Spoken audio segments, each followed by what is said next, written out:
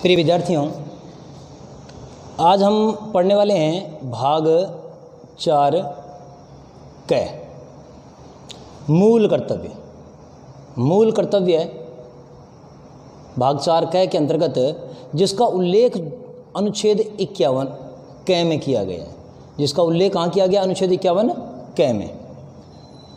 देखिए, ये सबसे महत्वपूर्ण बात क्या है, अगर हम बात करें कि मूल संविधान जब बना, मूल संविधान में मतलब कि मूल संविधान से तात्पर्य है मेरा 26 जनवरी 1950 को जो संविधान लागू हुआ, उस संविधान में फंडामेंटल ड्यूटीज़ मूल कर्तव्यों का उल्लेख नहीं था। मूल कर्तव्यों की बात नहीं कही गई थी। इसके अंतर्गत सर्वप्रथम अगर हम बात करें, इसकी व्यवस्था की गई 42वें संवैधानिक संशोधन 1976 में।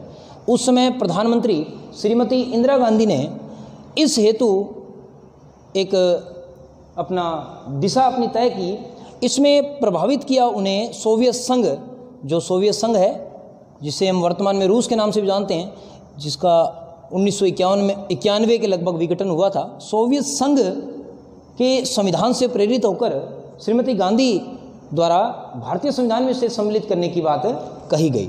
लेकिन ये यूं ही नहीं हो गया। इसकी पहल की कांग्रेस के उस समय तत्कालीन अध्यक्ष थे देवकांत बरुआ।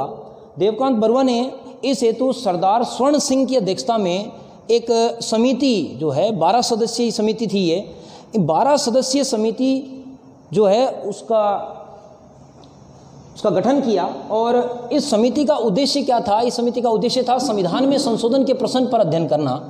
भी देवकांत बरुआ, जो उसमें मैंने आपको बताया कि कांग्रेस के अध्यक्ष थे, उद्देश्य था कि जो संविधान वर्तमान में है, संविधान जो है उसमें संशोधन के प्रश्न पर, संविधान में संशोधन के प्रश्न पर जो चिंतन करना है, भी संविधान में संशोधन कहाँ कहाँ होना चाहिए और किस किस आधार पर हम इसको कर सकते हैं। इसलिए कांग्रेस के अध्यक्ष देवकांत बरुआ ने सरदार स्वर्ण सिंह की अध्यक्षता में एक समिति का गठन किया। सरदार स्वर्ण सिंह 12 सदस्यों की यह समिति थी। इस समिति ने जो सिफारिशें की, उन्हीं सिफारिशों के आधार पर 42वां संवैधानिक संशोधन हुआ। संपूर्ण 42वां संवैधानिक संशोधन जो हुआ, उसका आधार इसी समिति की सिफारिशें थी। इस समिति ने अपनी सिफारिशों में जब फंडामेंटल ड्यूटीज़ के लिए सिफारिश की, तो उन्होंने केवल 8 मूल कर्तव्यों को शामिल करने की बात कही थी। लेकिन प्रधानमंत्री इंदिरा गांधी ने इसको 2 मूल कर्तव्य बढ़ाते हुए 10 मूल कर्तव्यों को संविधान में सम्मिलित करवा दिया। देखिए, मूल कर्तव्यों की जब हम बात करते हैं तो मूल कर्तव्य है न्यायालय द्वारा कोई परिवर्तनीय नहीं है। न्यायालय, अगर आप मूल कर्तव्यों को पालन नहीं करें तो न्यायालय आपको इसके लिए दंड देगा, ऐसी कोई व्यवस्था नहीं है। इसका मतलब ये गैर न्यायिक है, इसकी प्रकृति गैर न्यायिक है। इसको आपको अपने स्वविवेक से इसका पालन करना है। तो जब हम मूल कर्तव्यों की बात करते हैं तो जैसे मैंने आपको बताया कि 42वें संवैधानिक संशोधन 1976 में इसे शामिल किया गया। जब समिति ने अपनी सिफारिशें दे दी तो उस सिफारिशों के आधार पर ये रिपोर्ट आ गई थी अप्रैल 1976 में। इस समिति की रिपोर्ट 1976 में आ गई थी। तो इसी रिपोर्ट के आधार पर ये संवैधानिक संशोधन लागू हो गया। और इसमें मैंने आपको बताया कि 10 मूल कर्तव्य, कितने मूल कर्तव्य? 10 मूल कर्तव्य सम्मिलित कर दिए गए। वर्तमान में अगर हम बात करें 10 मूल कर्तव्यों की, एक छोटी सी ट्रिक है। अगर आप A, B, C, D, E, F, G, H, I, J और K इस प्रकार से अगर आप देखें तो इसकी एक आपको शॉर्ट ट्रिक्स नज़र आएगी और याद जल्दी से हो जाएगा। जैसे वापस से लिख रहा हूँ मैं, जैसे ए से एंथम, आपको याद रखना है। ए से एंथम, पहला मूल कर्तव्य आपका कि राष्ट्रगान का, राष्ट्रध्वज का और राष्ट्रीय आदर्शों का आपको सम्मान करना है। जो राष्ट्रीय प्रतीक है हमारे, उनका हमें सम्मान करना है। दूसरे पर बी यहाँ पे भगत सिंह एक प्रकार से हमारे राष्ट्रीय आदर्श हैं। तो राष्ट्रीय जो आदर्श हैं हमारे, जिन्होंने हमें स्वतंत्रता दिलाई है, तो राष्ट्रीय आदर्श जो हैं जिन्होंने हमें स्वतंत्रता दिलाई है, तो ऐसे आदर्शों का हमें हृदय से सम्मान करना है। तो राष्ट्रीय आदर्शों का हृदय से सम्मान करें, ये हमारा दूसरा मूल कर्तव्य है। तीसरा, जब हम सी लिखते हैं तो कन्फर्म सॉवरेंटी का मतलब है यहाँ संप्रभुता से, कन्फर्म मतलब निश्चित। यहाँ पर हम बात करते हैं राष्ट्र की एकता और अखंडता और निश्चित संप्रभुता जो है उसकी रक्षा करना नागरिकों का मूल कर्तव्य है। सी से कन्फर्म सॉवरेंटी, ये आपको याद हो जाना चाहिए। डी से आता है डिफेंस मतलब रक्षा। राष्ट्र की सुरक्षा या राष्ट्र की रक्षा, जब राष्ट्र संकट में है और आह्वान किया जाए तो हम राष्ट्र की रक्षा हेतु तत्पर रहें। डिफेंस, डी से डिफेंस आपको याद हो जाएगा, रक्षा के लिए। ई से है empowerment of woman. Empowerment of woman मतलब महिलाओं का सशक्तिकरण होना चाहिए। एम्पावरमेंट ऑफ वुमन, महिलाओं का सशक्तिकरण कब होगा? जब महिलाओं के विरुद्ध जो प्रथाएं हैं, महिलाओं के सम्मान के विरुद्ध जो प्रथाएं हैं, उनको जब हम त्याग देंगे तो ऐसी स्थिति में महिलाओं का सशक्तिकरण होगा, भाईचारे का विकास होगा। जो हमारा 5वां मूल कर्तव्य है उसमें ये लिखा हुआ है कि हमें भ्रातृत्व की भावना का विकास करना है, हमें मिलजुल कर जो है राष्ट्र को निरंतर नई ऊंचाइयों तक ले जाना है, और ऐसा हमें माहौल तैयार करना है जिसमें जाति, वर्ग, भाषा के आधार पर कोई भेदभाव ना हो, और हमें ऐसी प्रथाओं का त्याग करना है जो महिलाओं के सम्मान के विरुद्ध हो। तो एम्पावरमेंट ऑफ वुमन आपको ई से याद रखना है। 5वां महिला सशक्तिकरण की बात करता है 5वां मूल कर्तव्य। फिर आता है एफ से फैटर्निटी कल्चर। फैटर्निटी कल्चर, मिली जुली संस्कृति।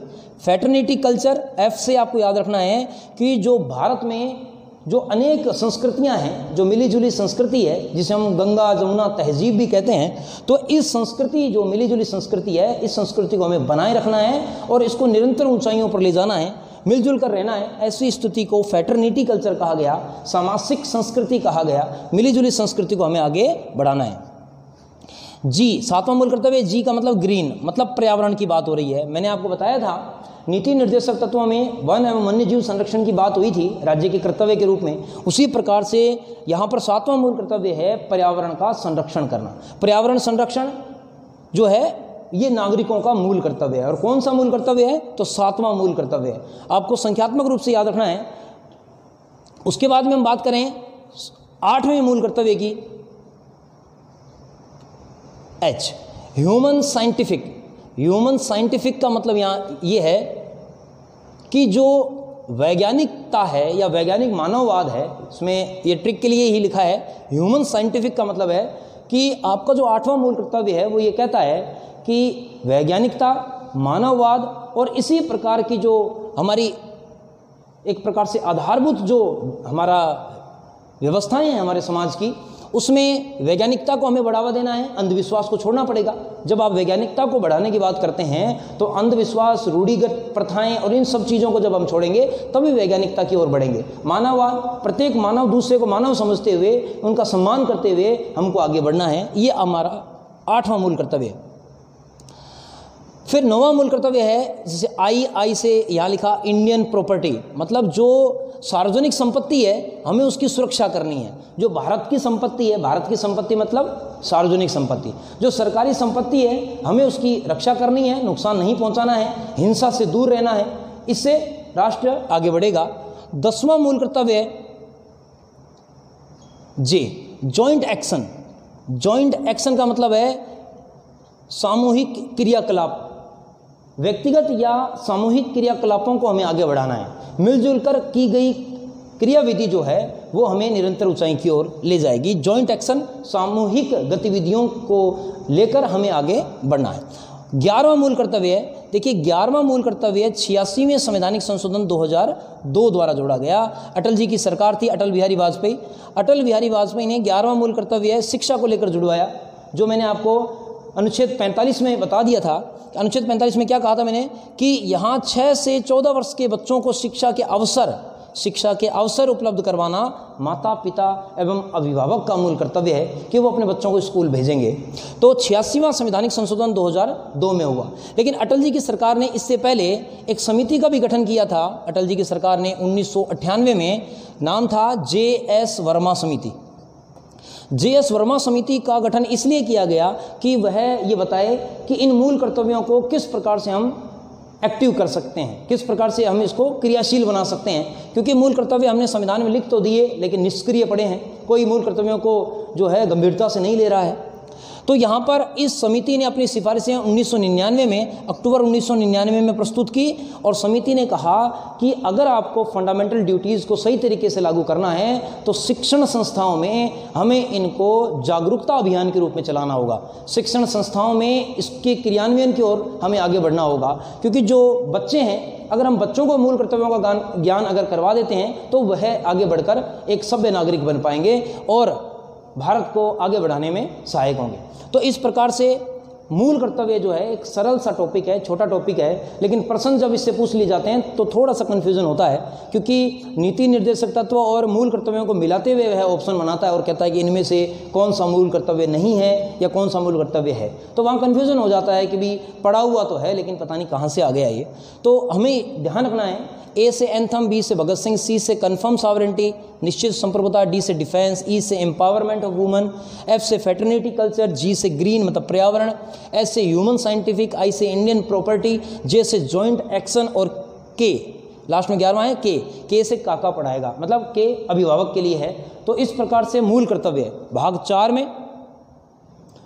4 कै के अंतर्गत अनुच्छेद 51 कै में ये फंडामेंटल ड्यूटीज़ लिखी हैं। ध्यान ये रखना है कि मूल संविधान में ऐसा कुछ नहीं था। 42वें संवैधानिक संशोधन में 10 जोड़े गए और 86वें संवैधानिक संशोधन द्वारा 11वां मूल कर्तव्य जोड़ा गया। धन्यवाद।